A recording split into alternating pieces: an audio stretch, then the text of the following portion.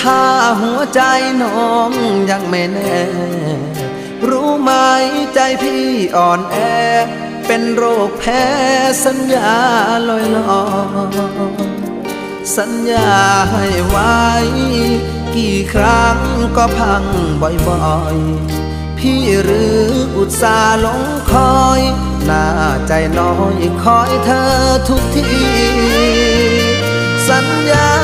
จริงจังให้ความหวังที่ฝังใจมันจะรักกับพี่ยืนนานปากหวานยืนยันทั้งปีแต่งงานเมื่อพร้อมอย่าหอมยอมใจรักพี่ผลลัพธ์ก็คือช้ำฟรีคนดีไม่มีสัจจา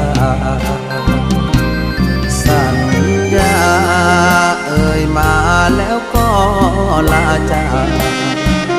เหลือไว้เพียงซากกากคำหวานบั่นทอนชีวาเห็นเธอดีจากแทบไม่อยากจะเชื่อสายตาพี่เสียดายเวลาที่คอยหา